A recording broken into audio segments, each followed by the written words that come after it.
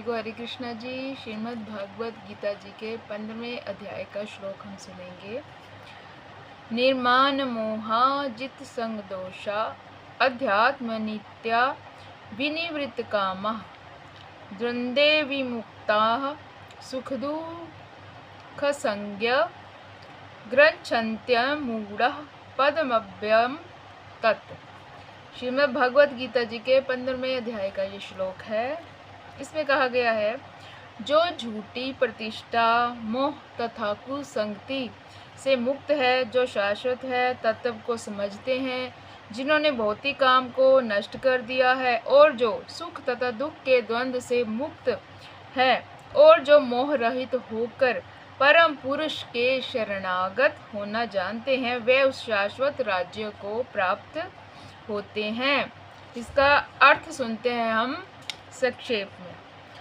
यहाँ पर शरणागति का अत्यंत सुंदर वर्णन हुआ है। इसके लिए जिस प्रथम योग्यता की आवश्यकता है वह है मिथ्या अहंकार से मोहित ना होना, क्योंकि बद्ध जीव अपने को प्रकृति का स्वामी मानकर गर्वित रहता है। इसका अर्थ है, जैसे कि हम इंसान लोग हैं, हम क्या समझते हैं कि हम ही मालिक हैं, हम अपने को ही समझते हैं, हमारा शरीर ही सब कुछ है, पर ऐसा नहीं होता है।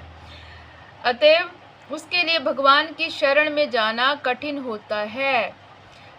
शरणागति जो होती है ना, शरणागति लेना इतना आसान नहीं होता है, और जिसने शरणागति ले ली भगवान की, वो समझो उसका बेड़ा पार है। शरणागति लेना बड़ा मुश्किल काम होता है, और जिसने ले ली उससे वास्तविक ज्ञान के अनुशीलन द्वारा ये जानना चाहिए कि वे प्रकृति का स्वामी नहीं है। ये बहुत ही अच्छा श्लोक है। इसमें जो व्याख्या है ना इसकी, ये सुनकर तो ऐसा लग रहा है भगवान कह रहे हैं कि मेरी शरण आ जा। पर हम इंसान लोग क्या करते हैं, हम समझते हैं कि हम ही प्रकृति के मालिक हैं, सारी सृष्टि के मालिक हम ही हैं, हम बड़े, हम ऐसे, हम वैसे। पर ऐसा नहीं होता है। पूरी प्रकृति भगवान के आता है। इसलिए कहते हैं ना, प्रकृति को अपने हाथ में नहीं लेना चाहिए। सच कहते हैं, ये हम बड़े, हम ऐसे, हम वैसे। पर ऐसा नहीं होता है। पूरी प्रकृति भगवान के आता है। इसलिए कहते हैं ना, प्रकृति को अपने हाथ में नहीं लेना चाहिए। देखा है ना कितना कुछ हो रहा है संसार में, तो हम प्रकृति को अपने हाथ में ले रहे हैं। तो हमें वही काम करना चाहिए कि प्रकृति को कोई नुकसान ना हो। जैसे पेड़ पौधे, कितना विज्ञान ने वो तरक्की कर ली हुई है, पर प्रकृति के मालिक हम है ही नहीं है। उससे वास्तविक ज्ञान के अनुशीलन द्वारा यह जानना चाहिए कि वह प्रकृति का स्वामी नहीं है, उसका स्वामी तो परमेश्वर है। हम सब का स्वामी, ये सारी सृष्टि के स्वामी भगवान कृष्ण है। जब मनुष्य अहंकार से उत्पन्न मोह से मुक्त हो जाता है, तभी शरणागति की प्रक्रिया प्रारंभ हो सकती है। जो व्यक्ति संसार में सदैव सम्मान की आशा रखता है, उसके लिए भगवान के शरणागत होना कठिन है।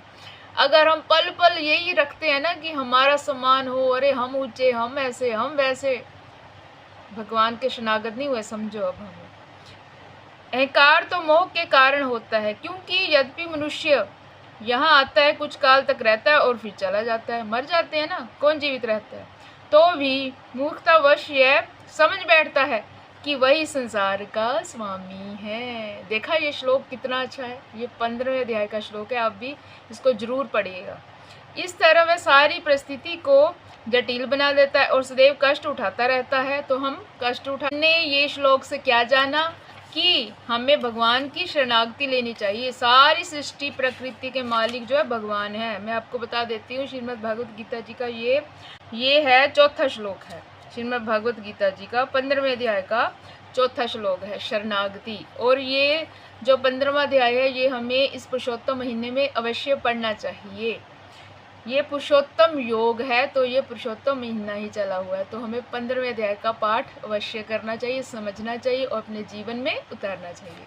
हरे कृष्णा, राधे राधे। कल का श्लोक हम सुनेंगे ठीक 5 बजे। हरे कृष्णा।